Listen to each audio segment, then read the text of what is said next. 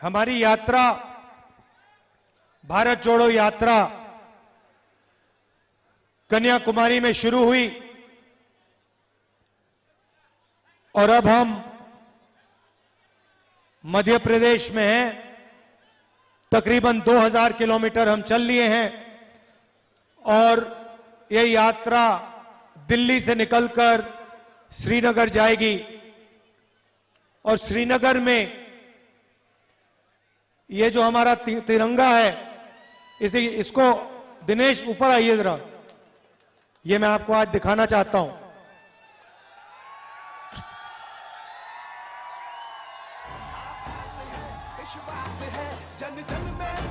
ये जो हमारा तिरंगा है, इसको हम श्रीनगर में लहराएंगे।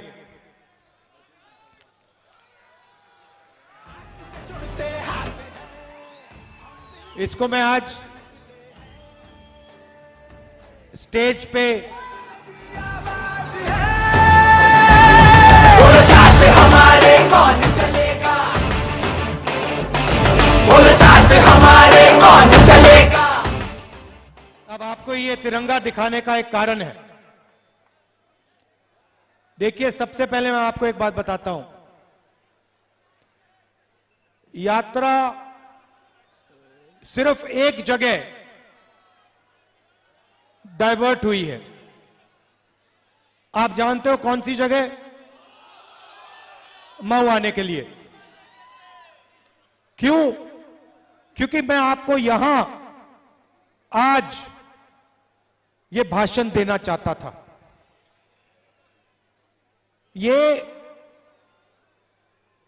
अंबेडकर जी की जमीन है, संविधान की जमीन है और तिरंगे की जमीन है।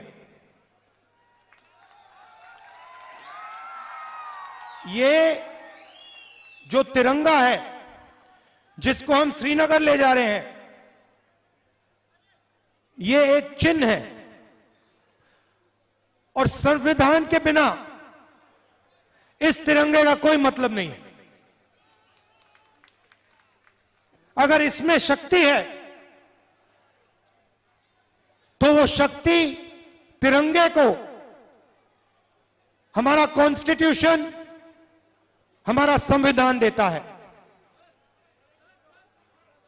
अब एक बात मैं आपको कहना चाहता हूं और इसको आप अच्छी तरह सुनिए। हिंदुस्तान में एक संगठन है जिसने 52 साल के लिए इस तिरंगे को अपने ऑफिस के ऊपर नहीं लहराया। एक संगठन है, बाकी सब ने इस तिरंगे को लहराया। मगर वही लोग जो आज संविधान को खत्म करने में लगे हैं, वही लोगों ने 52 साल के लिए हमारे प्यारे तिरंगे को सलूट नहीं मारा। क्यों? इसका कारण है, भाइयों और बहनों, जो काम कांग्रेस पार्टी और अंबेडकर जी ने मिलकर किया, महात्मा गांधी, जवाहरलाल नेहरू, सरदार पटेल, आजाद जी, उसमें अंबेडकर जी, सुभाष चंद्र बोस जी, बहुत सारे वीरों ने अपनी पूरी जिंदगी देकर, अपना खून पसीना देकर, मिलकर इस देश को संविधान दिया।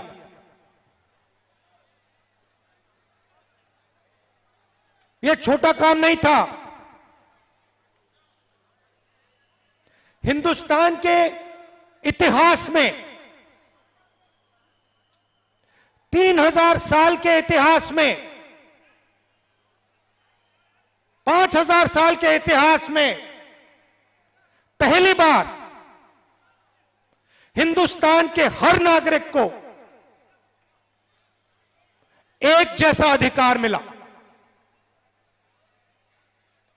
कॉन्स्टिट्यूशन ने दिया और उसका चिन्ह यह हमारा प्यारा तिरंगा है। अब कॉन्स्टिट्यूशन में से, कॉन्स्टिट्यूशन का यह चिन्ह है और आरएसएस के लोग हैं, बीजेपी के लोग हैं, वो संविधान को सामने से नहीं खत्म कर सकते हैं। इतना दम उनमें नहीं है, क्योंकि जिस दिन उन्होंने सामने से यह काम करने की कोशिश कर दी, उस दिन उनको हिंदुस्तान की आवाज 1 सेकंड में रोक देगी। तो ये काम सामने से नहीं करते हैं, ये काम छुप के किया जाता है। जो हमारा संविधान है वो सिर्फ एक किताब नहीं है, वो एक शक्ति है, एक जीवित शक्ति है, वो एक सोच है और वो एक आवाज है। उस आवाज को, उस शक्ति को और उस सोच को आरएसएस मिटाना चाहते हैं। कैसे कर रहे हैं मैं आपको बताता हूं। मैंने आपको कहा संविधान का यह चिन्ह है। संविधान देश की नींव है, फाउंडेशन है, और उस नींव में से अलग अलग संस्थाएं निकलती हैं। लोकसभा, राज्यसभा और विधानसभा, जुडिशरी, ब्यूरोक्रेसी। मैंने आपको शुरुआत में कहा था, प्रेस के हमारे मित्र, ये भी, इनका अधिकार भी इनको संविधान देता है। हमारे बारे में लिखते नहीं है, यात्रा के बारे में कुछ नहीं बोलेंगे, एक शब्द नहीं बोलेंगे, जैसे यात्रा हो ही नहीं रही है, लाखों लोग बाहर आ ही नहीं रहे हैं। तो हो क्या रहा है, हो क्या रहा है? ये अलग अलग संस्थाएं जो हैं, ये आपकी पूंजी है, ये आपको मुफ्त में नहीं मिली, ये खून पसीने से आपको मिली है। किसने दी? अंबेडकर जी ने दी, महात्मा गांधी जी ने दी, जवाहरलाल नेहरू जी ने दी, मगर उन्होंने अकेले नहीं दी। उनके साथ लाखों लोग खड़े हुए, करोड़ों लोग खड़े हुए, और उन्होंने ये मिलकर इस देश को पूंजी दी है। अब आरएसएस क्या कर रहा है? आरएसएस एक के बाद एक अपने लोगों को इन संस्थाओं के अंदर डाल रहा है। जुडिशरी में, प्रेस में, सेना में, हर संस्था में आरएसएस अपने लोगों को डाल रहा है। भाइयों और बहनों, लक्ष्य एक है, संविधान को खत्म करना, उस जीवित आवाज का गला घोटना, यह काम आरएसएस कर रही है और यह काम कांग्रेस पार्टी और हिंदुस्तान की जनता उनको कभी नहीं करने देगी, कभी नहीं करने देंगे।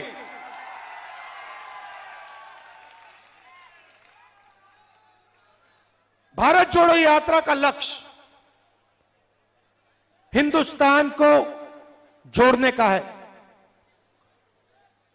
आप देखिए, यह भाईचारे का देश है,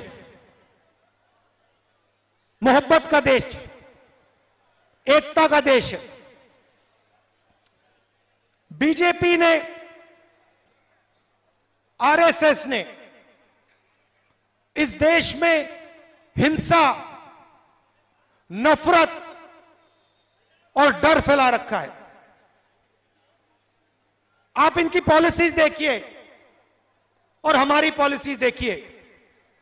हमारी पॉलिसी मनरेगा, भोजन का अधिकार, जमीनी अधिकरण बिल, आदिवासी बिल, पैसा, ये सब के सब गरीबों को मदद करने के और देश में भाईचारा और शांति लाने के प्रोग्राम हैं। कमजोर लोगों की मदद करने के प्रोग्राम हैं। अब आप बीजेपी के प्रोग्राम देखिए और मैं आपसे पूछता हूं, इस भीड़ में कोई एक व्यक्ति है जिसको नोटबंदी से फायदा हुआ होगा? एक है यहां पे, एक यहां पे व्यक्ति है जिसको जीएसटी 5 अलग अलग टैक्स से फायदा हुआ होगा? एक व्यक्ति यहां है जिसको हिंदुस्तान में जो प्राइवेटाइजेशन किया जा रहा है, जो पब्लिक सेक्टर को बीजेपी के 2-3 मित्रों को दिया जा रहा है, उससे एक व्यक्ति है जिसको फायदा हो रहा है?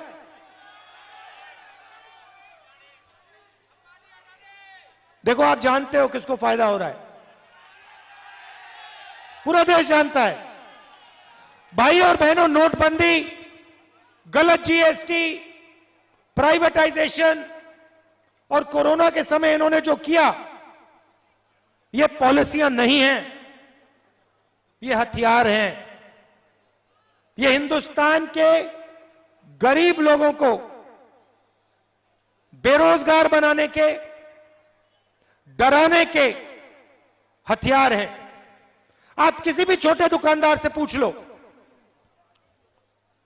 किसी से पूछ लो, कोई भी स्मॉल और मीडियम बिजनेस चलाता हो उससे पूछ लो। आज मैं डेलीगेशन से मिला, मैंने पूछा नोटबंदी और जीएसटी से आपको क्या हुआ? उन्होंने मुझे बताया, और किसी भी दुकानदार से पूछ लो, खत्म कर दिया है। हमारे व्यापार को नरेंद्र मोदी जी ने और बीजेपी ने खत्म कर दिया है।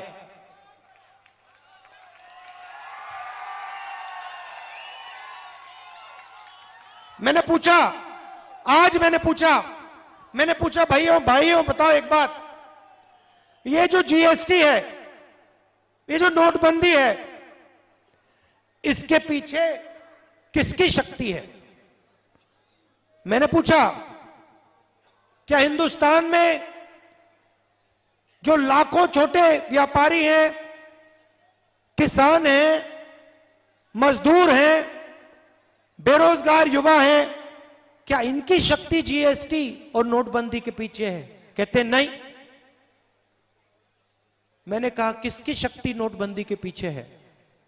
कहते हैं हिंदुस्तान के 3-4 सबसे बड़े अरबपतियों की शक्ति जीएसटी, नोटबंदी और कोविड के समय जो हुआ उसके पीछे है।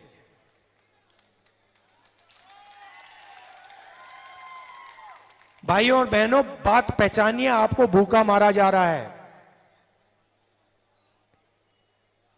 भूखा मारा जा रहा है। इन सड़कों पे हजारों युवाओं से मैंने बात की है, हजारों से। आपने फोटो देखी होगी, देखिए ना।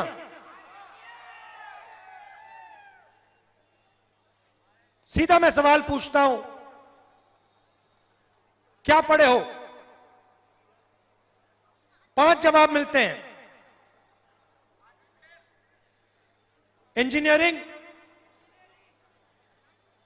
मेडिकल, आईएएस, या फिर मैं सेना में जाना चाहता हूं, पुलिस में जाना चाहता हूं, या फिर मैं सॉफ्टवेयर इंजीनियरिंग करना चाहता हूं। ये 5-6 चीजें युवा कहते। फिर मैं पूछता हूं, भैया एक बात बताओ, आप डॉक्टर बनना चाहते हो, माता पिता ने आपकी शिक्षा के लिए कितने रुपए दिए? मैं अरबपतियों से नहीं पूछ रहा हूं, मैं किसान के बच्चों से, छोटे दुकानदार के बेटों से, बेटियों से, कभी कभी जो मजदूरी करते हैं उनके बच्चों से पूछ रहा हूं। कहते हैं लाखों रुपए, हजारों रुपए हमने शिक्षा के लिए दिए, इंजीनियर बनने के लिए दिए। अच्छा भैया, आपके माता पिता ने लाखों रुपए दिए, आज क्या करते हो? क्या करते हैं? मजदूरी करते हैं। हिंदुस्तान, नरेंद्र मोदी जी के हिंदुस्तान में इंजीनियरिंग पढ़ो, मजदूर बनो, एमबीबीएस करो, मजदूर बनो, सॉफ्टवेयर इंजीनियरिंग सीखो, मजदूर बनो।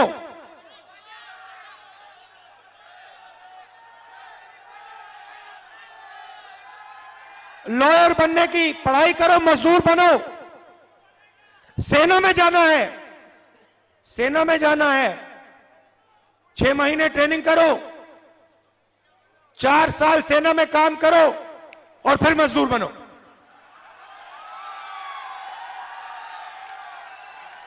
और ये जो अरबपति है, जो भी सपना देखना है देख सकते हैं, जो भी देखना है देख सकते हैं, जो भी मन में आए।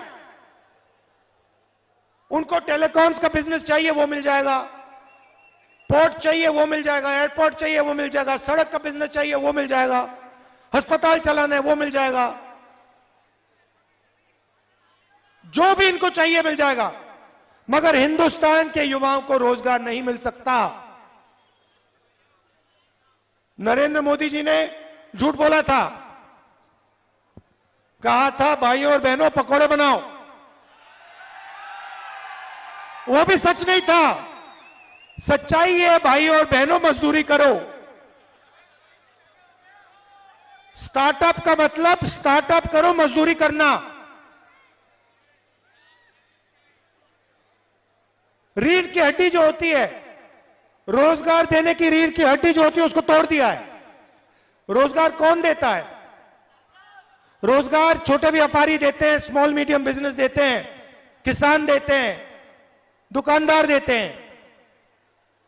ये जो अरबपति हैं, ये देश को रोजगार नहीं देते हैं।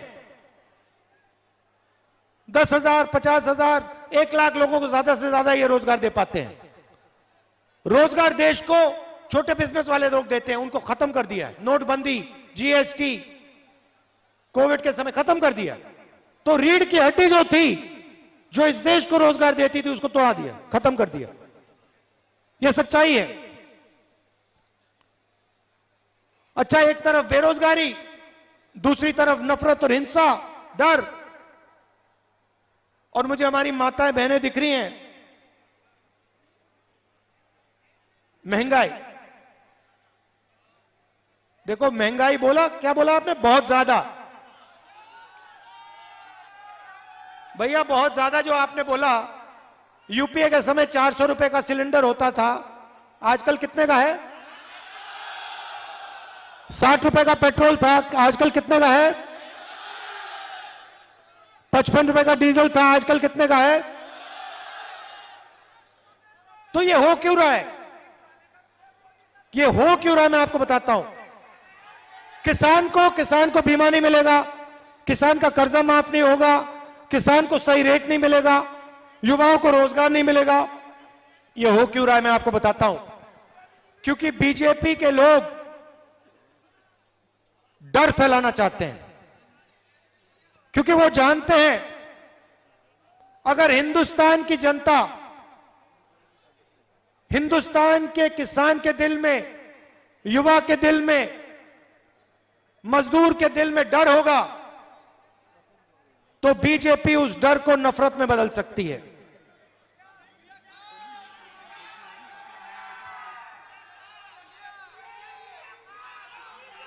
अगर आपके दिल में डर नहीं है, देखो भैया, डर नफरत और हिंसा डर का रूप होता है। नफरत जैसी कोई चीज नहीं होती है। नफरत डर का रूप होता है।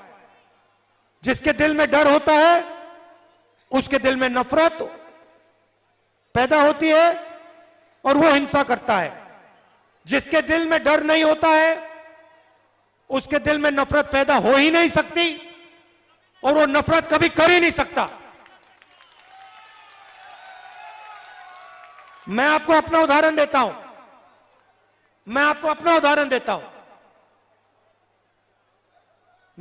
मेरी दादी को 32 गोली लगी थी।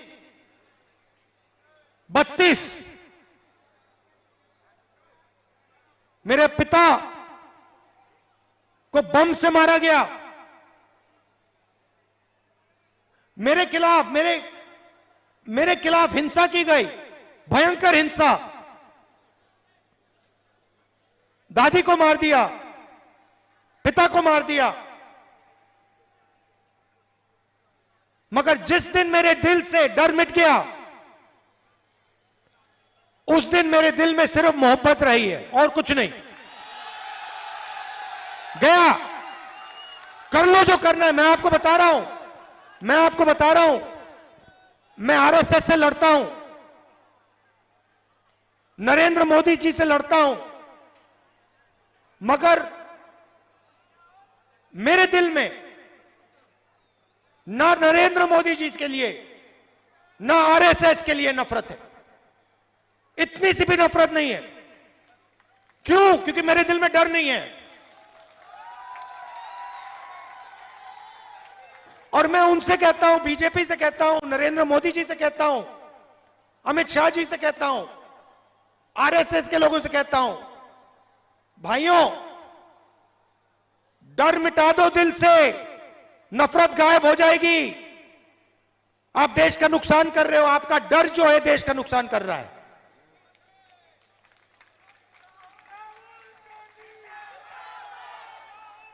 तो इस यात्रा का मैसेज ये है, और ये हमारे जो बब्बर शेर आए हैं, बब्बर शेर किसी से डरता नहीं है। और ये देश जो है शेरों का देश है, शेरनियों का देश है। किसी से डरने की कोई जरूरत नहीं है। मोहब्बत करने वाले कभी नहीं डरते। और सुन लो, डरने वाले कभी मोहब्बत नहीं करते। यह है उनमें और हम में फर्क। हम डरते नहीं, मोहब्बत करते हैं।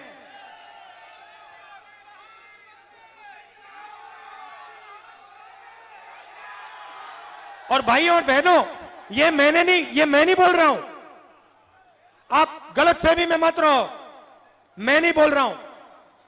मैंने अंबेडकर जी की किताब पढ़ी है।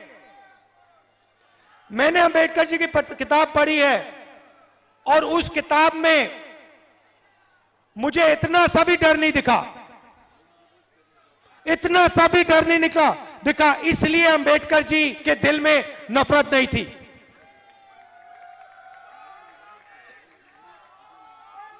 तो ये देश और इस देश के सब धर्म सारे के सारे धर्म सिर्फ एक बात सिखाते हैं, डरो मत। और अगर डरोगे नहीं तो दिल में नफरत कभी पैदा नहीं हो सकती। ये सारे के सारे धर्म ये कहते हैं।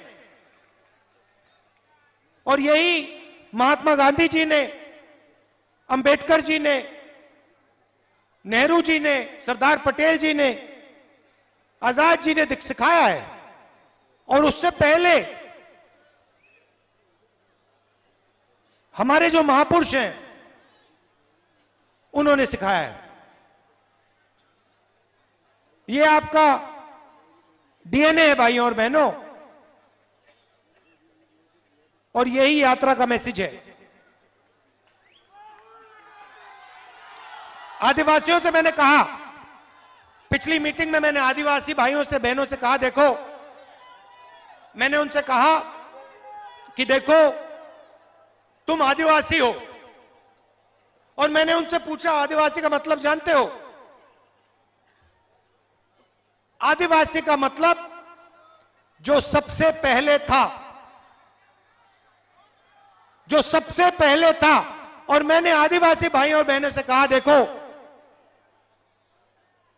तुम सबसे पहले यहां थे, इसका मतलब तुम हिंदुस्तान के असली मालिक। अब ये देखो, ये आरएसएस के लोग क्या कर रहे हैं। अभी आरएसएस के लोगों ने नया शब्द निकाला है। हम कहते हैं आदिवासी हिंदुस्तान के असली मालिक, पहले मालिक। बीजेपी कहते हैं वनवासी। वनवासी मतलब तुम्हें जंगल में ही रहना है, जंगल से नहीं निकल सकते। और दूसरी तरफ जंगल को गायब कर रहे हैं। तो 10-15 साल में इनका जंगल भी नहीं बचेगा, रहने की जगह नहीं होगी, इनके बच्चे ना इंजीनियर बन पाएंगे, ना डॉक्टर बन पाएंगे, ना कुछ नहीं। मैं आदिवासियों की बात यहां क्यों उठा रहा हूं? क्योंकि मैं इनका तरीका बता रहा हूं आपको। आदिवासियों से कहते हैं, भाइयों और बहनों, तुम आदिवासी नहीं हो, तुम वनवासी हो। और हमारे प्यारे दलितों से कहते हैं, सबसे पहले क्या करते हैं, मैं दिखाता हूं आपको। ये अंबेडकर जी जो है ना, मैं दिखाता हूं, ये देखो क्या करते हैं।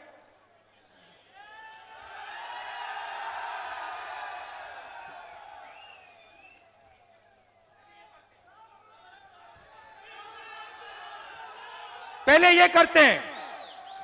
ये करते हैं, अंबेडकर जी के सामने जाकर हाथ जोड़ते हैं। और फिर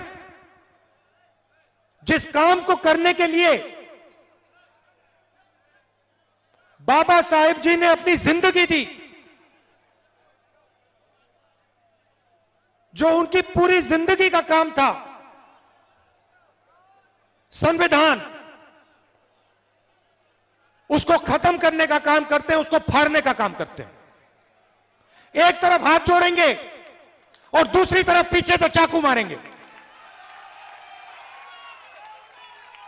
ये इनका तरीका है।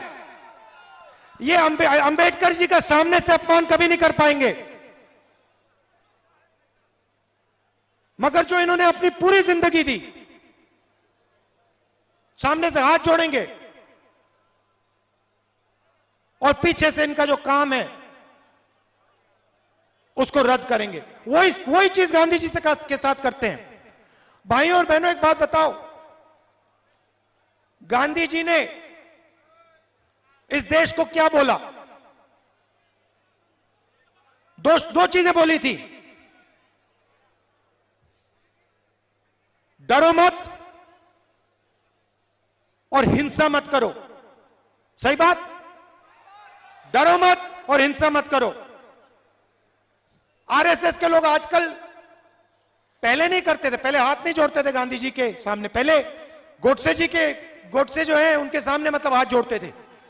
जी गलती से निकल गया। गोडसे के सामने हाथ जोड़ते थे, आज करना पड़ रहा है।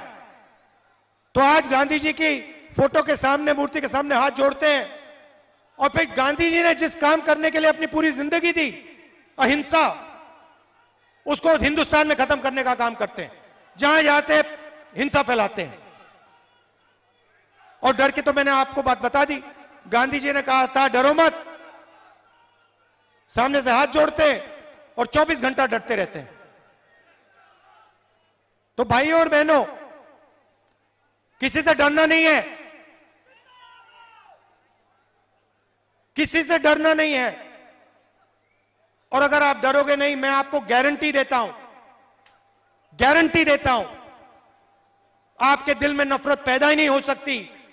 और अगर आपके दिल में नफरत पैदा नहीं होगी तो हिंसा हिंदुस्तान में दिखाई नहीं देगी कहीं।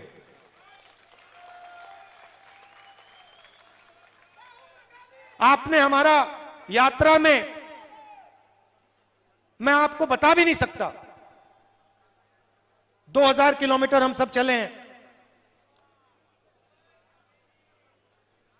मेरे चेहरे पे थकान दिख रही है आपको? 9 बज गए,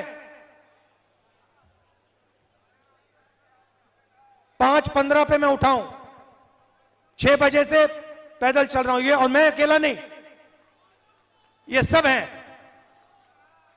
कांग्रेस पार्टी के शेर और शेरनियां, ये सब चले हैं। इनके चेहरों पे थकान दिख रही है क्या? देखिए कमलनाथ जी का चेहरा देखिए, देखिए कोई थकान नहीं। तो थकान नहीं है, क्यों? क्योंकि आपने प्यार दिया है, आपने अपनी शक्ति इस यात्रा को दी है, मोहब्बत दी है। और सिर्फ आपने नहीं, हमारे साथ लाखों लोग चले हैं, मगर करोड़ों लोगों ने टीवी पे इस यात्रा को देखा है। करोड़ों लोग, हिंदुस्तान के लोग जो नफरत नहीं चाहते हैं, जो डरते नहीं हैं, वो इस यात्रा की मदद कर रहे हैं। आज छोटा सा बच्चा आया मेरे पास, इतना बड़ा, पिगी बैंक में पैसा लाया था, महीनों से, 2 महीने, उसने मुझे कहा 2 महीनों से मैं इसमें पैसा डाल रहा हूं। मैंने कहा क्यों? कहता है भारत जोड़ो यात्रा के लिए डाल रहा हूं। अभी ताली मत बजाओ। मैंने पूछा क्यों? कहता है नफरत और हिंसा के खिलाफ मैंने पैसा दिया है। 6 साल का बच्चा। तो देश में करोड़ों लोग नफरत और हिंसा नहीं चाहते हैं, इसके खिलाफ हैं। करोड़ों लोग इस देश में डरते नहीं, किसी चीज से नहीं डरते। किसान, मजदूर, छोटे व्यापारी नहीं डरते हैं, 24 घंटा काम करते हैं, डरते नहीं है। डरना नहीं चाहिए। आप हिंदुस्तानी हो, यह आपका तिरंगा है, कोई डरने की जरूरत नहीं है। तो आपका दिल से धन्यवाद करना चाहता हूं। और अंबेडकर जी जो हैं, अंबेडकर जी ने जो इस देश को दिया, वो सिर्फ आज के लोगों को नहीं दिया है, आपको, हमें नहीं दिया है। आने वाली पीढ़ियों को वो उन्होंने दिया है। उनके खून, उनके पसीने ने इस देश को दिया है। जिस चीज को हम संविधान कहते हैं, उसको हम कभी नहीं मरने देंगे, कुछ भी हो जाए नहीं मरने देंगे। धन्यवाद। जय हिंद।